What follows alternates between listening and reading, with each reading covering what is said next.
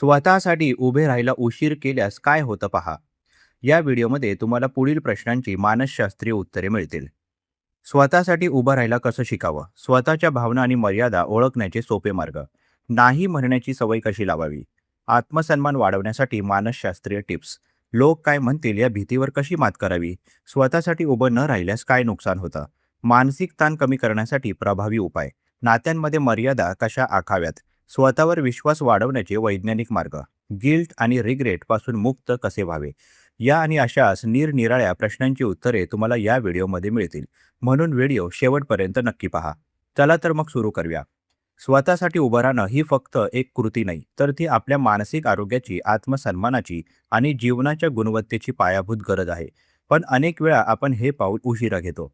आता नंतर पाहू, लोक काय म्हणतील, मी चुकीचा असेन कदाचित, अशा विचारांमुळे आपण स्वतःच्या बाजूने उभं राहणं टाळतो.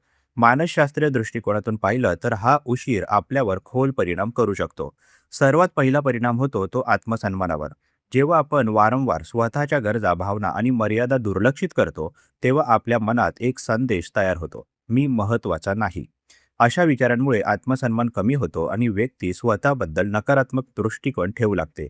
यामुळे पुढे निर्णय घेण्याची क्षमता कमी होते आणि प्रत्येक गोष्टीत स्वतःवर शंका येते. दुसरा महत्त्वाचा परिणाम म्हणजे भावनिक ताण वाढतो. जेव्हा आपण आपल्या भावना दाबून ठेवतो किंवा अन्याय सहन करतो, तेव्हा तो ताण मनात साचत राहतो. हा साचलेला ताण पुढे जाऊन चिंता, अँक्झायटी, नैराश्य, डिप्रेशन किंवा रागाच्या स्वरूपात बाहेर पडतो. मानसशास्त्रीय अभ्यासात असे दिसून आले आहे की जे लोक स्वतःसाठी उभं राहत नाही, त्यांच्यात दीर्घकालीन तणावाची पातळी जास्त असते. तिसरं म्हणजे नात्यांमध्ये असंतुलन निर्माण होतं. जेव्हा आपण नाही म्हणायला घाबरतो, तेव्हा इतर लोक आपल्या मर्यादांचा, बाउंड्रीज आदर करत नाहीत.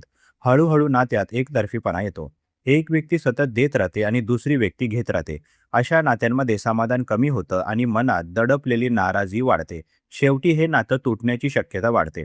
चौथा परिणाम म्हणजे निर्णय क्षमतेवर होणारा परिणाम. जेव्हा आपण सतत इतरांच्या अपेक्षांनुसार वागतो, तेव्हा आपल्याला स्वतःला काय हवं आहे हेच कळेनासं होतं. आपली ओळख, आयडेंटिटी गोंधळात पडते. मानसशास्त्रात याला सेल्फ कॉन्सेप्ट कन्फ्युजन म्हणतात.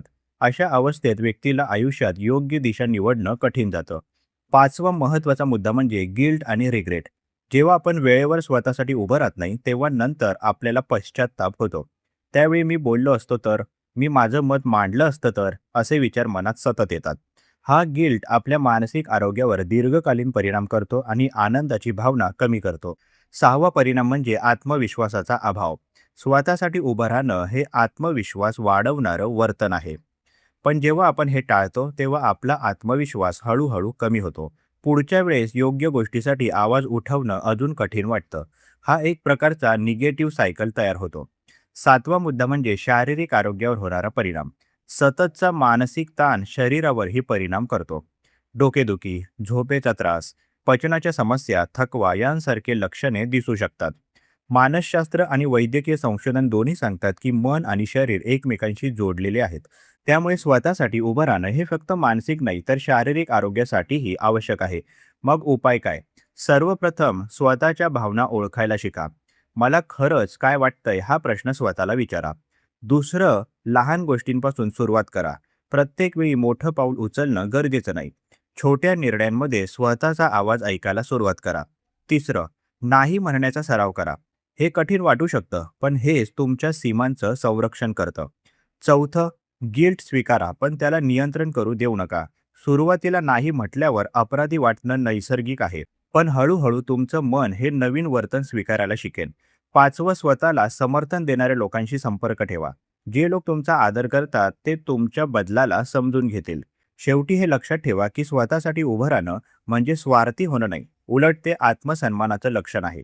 जेव्हा तुम्ही स्वतःचा आदर करता, तेव्हाच इतर लोकही तुमचा आदर करायला शिकतात. उशीर झाला तरी हरकत नाही, पण सुरुवात करणं महत्त्वाचं आहे. कारण जितका जास्त उशीर होतो, तितकं स्वतःला पुन्हा उभं करणं कठीण होतं. आज एक छोटं पाऊल उचला. तुमच्या भावनांना मान्यता द्या आणि स्वतःच्या बाजूने उभं राहा. तुमचं मानसिक आरोग्य, तुमचा आत्मसन्मान आणि तुमचं आयुष्य यासाठी ते आवश्यक आहे. प्रस्तुत मानसशास्त्रीय लेख तुम्हाला कसा वाटला जरूर कळवा. तुमची प्रतिक्रिया आमच्यासाठी महत्त्वाची आहे. तुम्ही सुद्धा कमेंट बॉक्समध्ये एखादा विषय लेखनासाठी सुचवू शकता. त्यावर लवकरात लवकर आम्ही व्हिडिओ प्रकाशित करण्याचा प्रयत्न करू. तसेच हा उपयोगी व्हिडिओ उपयोगी लोकांना जास्तीत जास्त शेअर करा. मानसशास्त्र संबंधित अशाच नवनवीन माहितीसाठी आम्हाला फॉलो करायला विसरू नका आणि आपल्या अधिकृत व्हॉट्सॲप चॅनलमध्ये सहभागी होण्यासाठी 9137300929 या क्रमांकावर व्हॉट्सॲप करा. तेथे लगेचच तुम्हाला व्हॉट्सॲप चॅनलची लिंक मिळेल. मानसिक समस्येवर गोळ्या घेण्यापेक्षा अधिकृत मदत घ्या.